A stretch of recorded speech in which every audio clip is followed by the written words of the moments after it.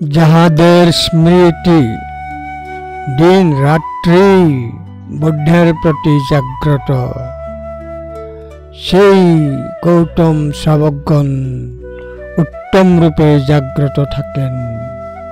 ধম্মপদ 296।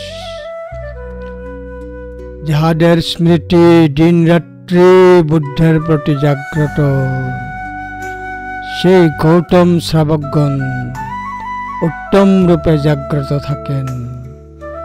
ধম্মপদ 296।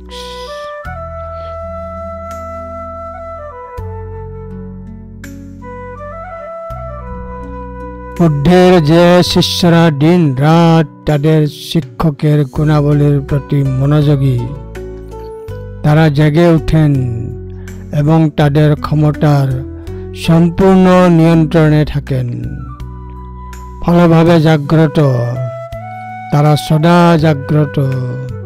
বুদ্ধের শিষ্যরা যারা দিনে রাত্রে ক্রমাগত বুদ্ধকে স্মরণ করে। ধম্মপদ 296।